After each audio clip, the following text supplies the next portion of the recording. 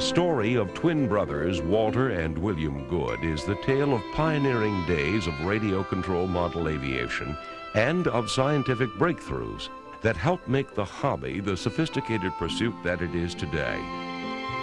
The story of Bill and Walt is also the saga of over 125 years of combined RC flying experience. The tale of two brothers whose inquisitive minds drove them from their earliest years to find out how things worked. As eminent members of the scientific community in this country, both men have had many honors and important achievements credited to them. Bill was a groundbreaker in the field of microwave spectroscopy and was among the first researchers in the field of color television. He is responsible in large part for the development of the light valve system that makes large-screen color television projection possible. He holds 13 patents for this invention. Walt contributed greatly during World War II to the development of the proximity fuse, which used built-in radar to make anti-aircraft shells much more effective and efficient. Like the atomic bomb, this invention was considered by defense experts to be among the very small group of developments upon which victory very largely depended. As a young man, Walt's first love was model aviation, and Bill's was ham radio. What a wonderful stroke of fate for RC aero modeling that these two geniuses were born together, developed mutually beneficial interests, and had the keen scientific minds that were able to give the hobby an auspicious beginning. For in the world of radio control aero modeling, Walter and William Good are foremost among those who deserve to be called the pioneers.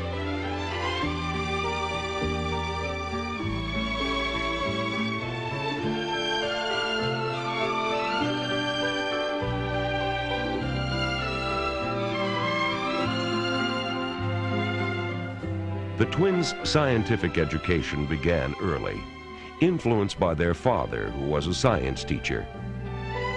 As teenagers, the Goods flew their first RC model at the Kalamazoo, Michigan airport, but their interest in model aviation started at an even younger age. Well, the first successful model that Bill and I built, there was a little kit model called a baby ROG. That means rise off ground. Had a 12-inch wing spread on it, and you could buy this, and we just waited for weeks for those models to come. And once they came, we put them together, and they flew very well. They had a little wind-up rubber band. You had to carve your own propeller. And then there were a series of these kits. This time was about 1927. We were 11 years old at the time. And we even ended up building what they call twin pushers. And those had two propellers on the back, and those worked pretty well too. But I noticed that I was building more models than Bill was. I liked that kind of construction. And soon after that, the little gasoline engines started coming out, and I was just terribly fascinated with those. So about that time, Bill got more interested in radio, and I got more interested in airplanes. Yeah, I remember, Walt, those baby ROGs. Yours flew very well, and mine didn't do so well. As I remember, I built them right to the drawings, and the fuselage was very weak. You built them like you thought it ought to be, and yours did very well. Then I got interested in radio out at Boy Scout camp. They had an amateur radio station there, and the man in charge taught us the code. And I saved all my money that summer and bought some tubes and built a little 3-tube battery-operated shortwave receiver. And then I studied the code and went and got my license, and then I was hooked. In those days, you built your own equipment, so everything was from scratch. You couldn't buy a completed set at those days. And so I was building radio, and Walt kept on building airplanes. Well, do you remember, Bill, that when I got that first gas engine, that was just the most fascinating thing, so I had to build a model for it. You probably remember that. And you ran it on the kitchen table, I know. Yes, we ran that engine inside the house with all the smoke and everything coming out of it. I don't see how our parents put up with that. No, I think that's how they contributed. Well, then you remember I saved my money then after I bought the engine, and the magazine had a plane design in it. It was called the KG, Koval Grant. It was a 8-footer. That was the beginning of that radio model that we finally ended up with. But at this time we flew it only as a free flight model in the contest. You'd put some fuel in the tank, let it go up, the timers would start their watches, and then you would put the timer would go in the automobile and you'd chase it cross country while it was flying cross country. Then the engine would stop and the model would land in the woods or the cornfield or someplace, and the timer would stop his watch. So that model became well adjusted, well balanced. It would fly easily by itself. And then we read, remember that article we read about the Queen Bee? Right. That was a Navy British airplane, a very stable one with pontoons. And they put this heavy radio gear in that, and they flew that around the battleships there, using it for anti-aircraft practice, to practice shooting down these, they called them drones then at that time. And you and I discussed, well, wouldn't it be neat if we could take some of your radio experience, put it in a little tiny package, and put it in my stable model? Right. Do you remember that? Sure do. That was the beginning. There were no commercial radios available that you could buy and put into an airplane. And so we had to make our own. And this is where Professor Hornbeck at Kalamazoo College came in. He allowed us to use laboratory time to work on the radios.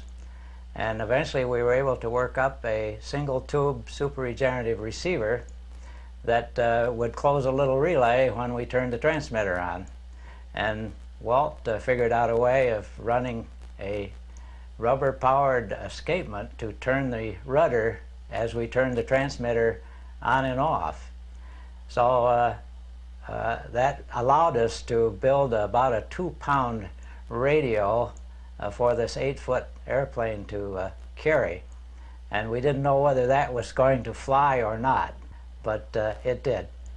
Now, this little gadget we have here is the half-ounce escapement that turns the rudder on the radio control model, and it was very valuable. That's named after the escapement from a clock, and that goes and makes the turns to the left and the right for the airplane. In order to understand how that works, we have this model here.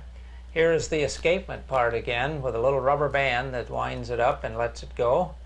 And this is the rudder device here. So if I move this like the radio signal would command the receiver and the relay, it would step over to left rudder in this case, turning the plane to the left. Another step turns it back to neutral.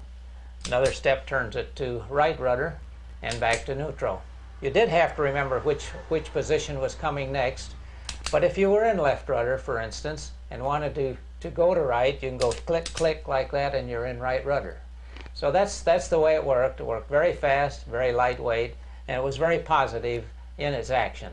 The transmitter that sent the signal to the escapement was a mammoth affair in comparison to current-day models.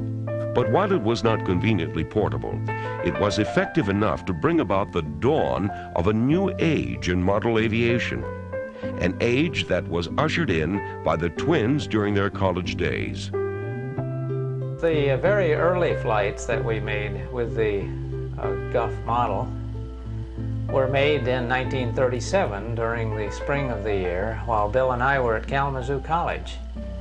And we didn't want to interfere with classes, so we would get up very early, just before dawn, run out to the Kalamazoo airport. We had permission to fly out there and plug in the transmitter and make our flights and pack up and go back and meet our 8 o'clock class. And I remember Bill saying, well, that first or second flight, I guess it was under radio control, because when it came down on the airfield that time, he went over and looked, and the rudder was in a different position than it was when we took off. So Bill said that was radio control. I won't argue with that definition, but later on we made the little rudder control surface greater in size, and the turns became a little sharper. But anyway, we didn't crash because of having too much control. We had too little, if anything. We had to change the size of the body on the plane, but these were still the original wings built back in 1935 and the original tail. But the body had to be enlarged so that it would carry all of the radio equipment. So that was one factor we had to cope with. That gave us a problem because the body was too wide to grab onto with your hands to hand launch it. And so we developed the knack of running along a wingtip and easing it into the air, and that's the way it was launched. So those early flights kept making improvements, and finally we heard that there would be the first radio control event at a national AMA meet would be held in 1937, that July. And so we prepared the airplane for that, and it was so windy I opted not to fly. Chet Lanzoff was the only one to fly that year, and he got first place in the radio control event. But we demonstrated the equipment on the ground, and the rest of the prizes were awarded to what the judges thought was good control and or bad control on the ground. In 1938, again in July, the second championship for radio control models was held, and our Guff model won that. That name Guff you might wonder about. In the late 30s there, one of the slang words that was used on the college campus was that's a lot of guff, meaning it's not too much to it. We thought that'd be a good name for a model, so it became the RC Guff at that point. At the 38 Nationals, our plane was the only one to fly. I launched it into the wind. It went up into a stall, and it stalled, dropped down once, went up into a complete loop, and just as I got back to the transmitter, it crashed in the ground. Since we were the only one to fly, we got first place, but not a very happy one that year. So the big year, though, came in '39, and Bill was flying the model that time, and the plane actually flew for 14 minutes in one flight. It went through the prescribed maneuvers of S-turns, around a goal and back, and figure-of-8 maneuvers in the air. And Bill must have hit a thermal, a rising air current, because that model just floated and floated. On a 6-minute engine run, it glided for 8 minutes, adding up to 14 minutes. He brought the landing plane around for the landing and came as close as he could without hitting any of the people that had gathered. This contest was at the Wayne County Airport in Detroit. Modelers from all over the field had heard that radio plane was in the air, they saw it turning, and they gathered around where Bill was flying. So he landed it still within about 100 feet of where the judges were standing. And we were very, very pleased. We think that was the first time that we really had a good demonstration with everything working correctly. Yeah, after that flight at the Nationals, we received a lot of invitations to make demonstration flights at contests and all over. And one of those, we just finished up a demonstration and we're putting our gear away. And a young fella came up and asked us if we'd mind showing it to his grandfather. And Walt said, yeah, we'll be glad to do that. Well, it turned out his grandfather was Henry Ford, the Henry Ford. And he came over in a Mercury car, I think it was at that time. And we put the equipment back together and made a very nice flight. And just as it was coming in for a landing, I was controlling it. It was headed directly for Henry Ford. It wasn't very high either. And so I gave it full right rudder in hopes that it would come around in time. You always had to allow a little time for the control to take effect. And Henry stood there with his arms crossed and his hat pulled back and just watched it. Just before it got to him, the rudder took all right. I quick gave it left rudder to flatten it out and flare it in for a landing, and he said that was great. And he was a very conversational man and stood around and talked with us and told us about some of his experiences. And I remember one thing he said, and this was at 80 years old. He said, every morning that I get up, he says, I look forward to what new thing I'm going to learn today. The national meet in 1940 marked the last time Bill and Walt would fly together for many years because the war would intervene. However, at the 40 Nats, the twins were the center of attention, and a country hooked on aviation recognized these young men and their brilliant successes. But while Walt and Bill were two of the forerunners in RC model aviation, they were by no means alone. For now, there were many pioneers, many contributors to the ever-burgeoning hobby, and the development of equipment and technology was advancing by great strides.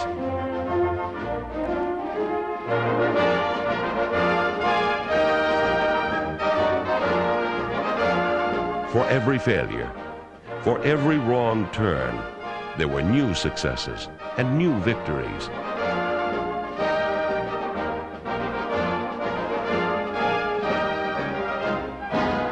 At the 1940 meet, the Good brothers were once again the winners, and they were considered at that young age to be the incomparable experts in the field of RC flying.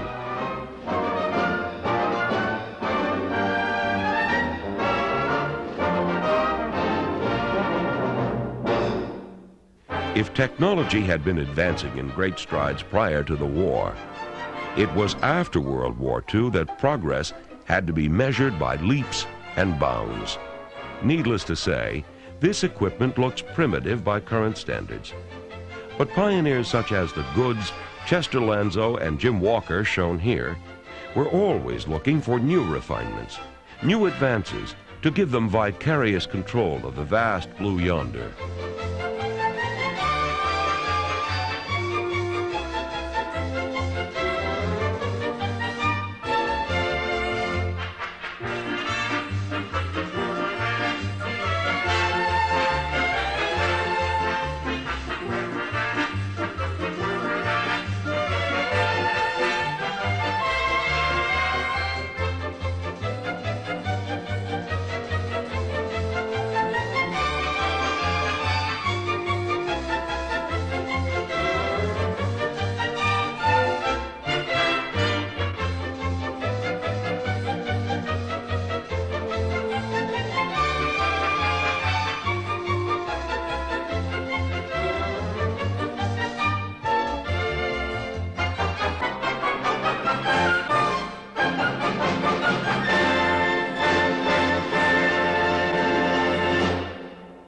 With the war over, the Good brothers dusted off their big Guff model and prepared for the 1947 Nats. By this time, RC equipment was much lighter and much more compact.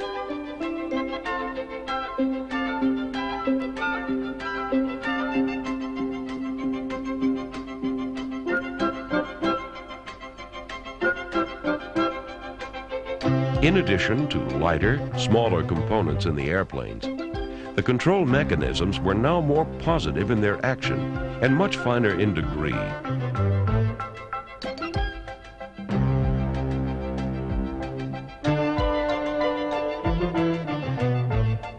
Even the big #1 transmitter had been replaced by a smaller, more advanced design that carried the Good brothers' name and was, for a time, available commercially. So it was that Bill and Walt, armed with a new technology, a couple of more years of experience, but with the original Big Guff, readied themselves for the 47 Nats, a competition that took on added importance because of the prestigious Edward Roberts Trophy. Edward Roberts was another RC pioneer whose trophy had to be won 3 times to be retired.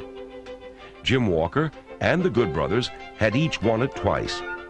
So the 47 Nats would be the RC version of the gunfight at the OK Corral.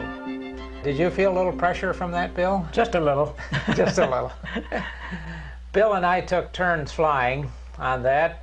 There was a radio inspector there from the FCC, but Bill had the ham license and I didn't, and we figured that the radio inspector probably couldn't tell which one was which. So we would just tell him that we were both Bill, and we would get away if he ever caught us. Fortunately, he did not, so that worked out all right. We made several flights, each time gaining more points, and it turned out when we had finished the complete contest, Jim Walker had 82 points and we had 82 points, so we had a tie at that time. You remember that one, Bill? I sure do. And so we asked the contest director, what do we do now? And he went back to his rule book and said, well, it says if there's a tie, then each one of the planes must make another flight and improve his previous score. Well, we first made one set of flights. Walker made one and we made one. We could not make the score better. So there was a second set and a third set, and all this time we had not been able to improve our score. You remember that part? We kept trying. Yes. Unfortunately for Jim, he crashed his model on the third flight. He had no spare model at that time. And so then the contest director had to decide, what do I do now to settle this? Well, we did make an unassisted takeoff and picked up a couple of points that way. That's right. That's what we did then. The contest director said, well, it just says here you must make more points than you made earlier. It doesn't say anything about someone crashing. If he doesn't have a plane, he can't make a flight. So that's right. We made the unassisted takeoff. That gave us 5 more points, as I remember. So we ended up with 87. Jim ended up with 82, and we took the trophy home. This was really the crossover, though, between the simple old escapement systems and the new proportional, really complex controls. And if Jim had had any luck that year, he would have beaten us out. Well, Bill, here it is in the 1980s. It's been almost 50 years since you and I started on this. And I'm holding in my hands here a modern transmitter, which is quite a change over what we used to use back then. And this one is pretty typical. This one has 4 proportional channels, so you can work a number of things. The power of it is about a 1/2 watt output. Has self-contained batteries, weighs a little less than 2 pounds. And this will service a radio control model right out to the limit of your vision. And there's a little tiny receiver that goes with that, tinier than a little matchbox. Weighs a couple of ounces with the equipment that goes with it. So this is pretty much standardized. It's come a long ways in the 50 years since you started working on these big ones, Bill. And this transmitter beside us here, this is the first one you built, isn't it? Why don't you tell us about old #1 transmitter here that you worked on 50 years ago? Okay, Walt. This is the transmitter that we built for our first plane. It's a high-power transmitter. It's got almost 200 times the power output of that little bugger there, plus its big antenna. And we have a very complicated control box here. It has 2 push buttons on it. One is for rudder control, and the other one is for the elevator control. And that's all we had. So here's a 40-pound, 100-watt transmitter against your real light one there. And it looks like radio control has come a long way. Right. One has only to visit any RC flight gathering to understand just how far the sport has come. In the world of RC today, it is not unusual to see models with wheels that retract and lower, bomb bay doors that open, drop bombs or parachutes, and then close, missiles that are launched from wing or fuselage, and much more. All of this by radio control. The models themselves undulate against robin's egg skies in victory rolls, top hats, figure eights, and many other amazing aerial maneuvers. All of this by radio control. In watching these beautiful planes and their sky dances, it is impossible not to appreciate the men who devote their time and effort to make these magical creations a part of the radio control hobby. But in watching these breathtaking flights, we should occasionally pause to think of the men who, way back when, gave their time and effort, who suffered through trial and error, men who, in the end, made it all possible. For those are the men who so rightly deserve to be called the pioneers.